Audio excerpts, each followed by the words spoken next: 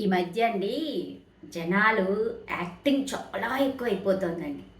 మంచితనం కూడా చాలా ఎక్కువ అయిపోతుంది. మీకు ఒక ఇన్సిడెంట్ చెప్తానండి.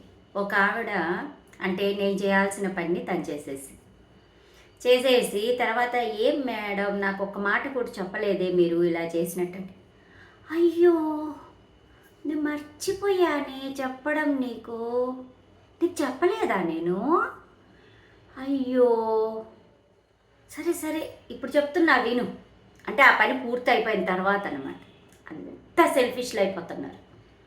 అంటే కనీసము పక్కన వాళ్ళకు చెప్పాలి, ఒరే వాళ్ళ పని మనం చేస్తున్నాము, వాళ్ళ వస్తువు తీసుకుంటున్నాము, వాళ్ళ పని చేస్తున్నాము, వాళ్ళది ఎంత మంచితనం అంటే అది కూడా అబ్బా అమ్మా అనుకోవాలి మనం. అంత మంచితనాలు అయిపోతున్నాయి. అసలు ఈ మధ్య గొడవలే ఉండడం లేదు. నాకైతే తృప్తే లేదండి. ఇప్పుడు ఏదన్నా జరిగితే ఎంబడే గొడవ ఉండాలండి అక్కడ, అప్పుడే అది కరెక్ట్గా ఉన్నట్టు. గొడవ లేకపోతే అది నాటకము అని అర్థం. ఇప్పుడు ఎవరు కొట్లాడుతున్నారండి? ఎవరు కొట్లాడడం? అంతకుముందు భలే ఎంటర్టైన్మెంట్ ఉండేది గొడవలతోటి, చాలా బాగుండేది, నిజాయితీ ఉండేది. అప్పుడు ఆ గొడవలలో నిజాయితీ ఉండేదండి. అండర్లైన్ చేసుకున్న పాయింట్, నిజాయితీ అనేది ఖచ్చితంగా ఉండేది. ఇప్పుడు అది కాదు. నిజాయితీ అనేది సున్నా అయిపోయిందండి. ఇప్పుడంతా అండి యాక్టింగ్, నటన నటన. అవునా, నిజమా? నాకు తెలియదు, నేను చెప్పడం మర్చిపోయా, నీకు చెప్పడం మర్చిపోయా. ఇంకల్లా ఉంటుందండి. అసలు నిజంగా నిజాయితీ, మంచితనము అవి అసలు మనుషుల్లో అస్సలు లేవండి, అస్సలు లేవు.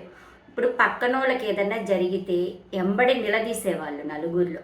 ఇప్పుడు చుట్టాలలో అండి, ఫర్ ఎగ్జాంపుల్ ఎవరినైనా ఒకరిని పిలవలేదనుకోండి పెళ్ళికో ఏదైనా, మిగతా అందరూ అడిగేవాళ్ళు అనమాట, ఎందుకు పిలవలేదు ఏమి అని. ఏదో పాజిటివో నెగిటివో వచ్చేది అక్కడ నిజాయితీగా. ఇప్పుడు అట్లా కాదు, మమ్మల్ని పిలిచింది మా జాలు, అరే తను ఏం చేసిందో ఏమైందో ఇంకా పట్టించుకోరండి, ఇంకా పట్టించుకోరు. అంటే ఆ రిలేషన్స్ని నిలబెట్టే వాళ్ళు కూడా లేరండి, కరువయ్యారు. సంబంధాలని కలిపే వాళ్ళు అనేవాళ్ళు కరువైపోయారు. సంబంధాన్ని కలిపే వాళ్ళే లేరు. ఇప్పుడు పెద్దవాళ్ళు చిన్నవాళ్ళకి చెప్పేవాళ్ళు, నువ్వు వాళ్ళతో మంచిగా ఉండు, నీకు అదే మంచిది అని. ఇప్పుడు అలా కాదు, ఎవరి దారి వాళ్ళది అనమాట. ఏమన్నా అంటే గొడవలు పెట్టుకోకుండా, గొడవలు పెట్టుకోకుండా అంటే పట్టించుకోరనమాట. పట్టించుకోకుండా వదిలేయడం అనేది ఫ్యాషన్ అయిపోయింది ఇప్పుడు. పట్టించుకోకపోతే అండి సమాజం భ్రష్టు పట్టిపోతుంది. నేను చెప్తున్నాను కదా, నిజాయితీ అనేది సమాజంలో లేకపోతే, నిజాయితీ నిబద్ధత అంటే దేనికైనా కట్టుబడి, ఒక నియమానికి కట్టుబడి, ఒక ఇదికి కట్టుబడి, ఒక మంచితనానికి కట్టుబడి, ఒక పద్ధతికి కట్టుబడి లేకపోతే సమాజం అనేది భ్రష్టు పట్టిపోతుంది.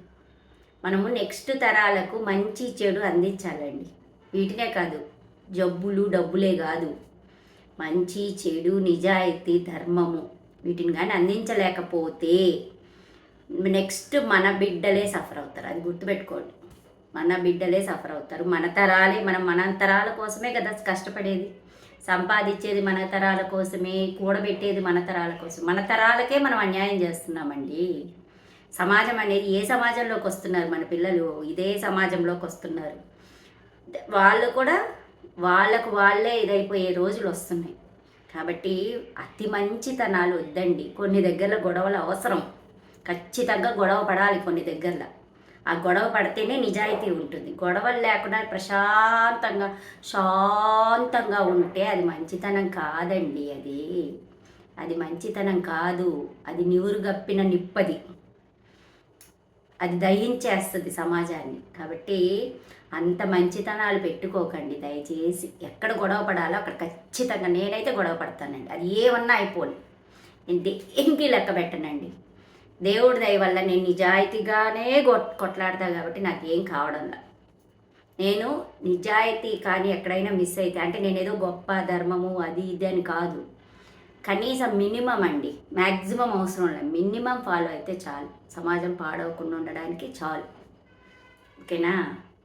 అర్థం చేసుకోండి.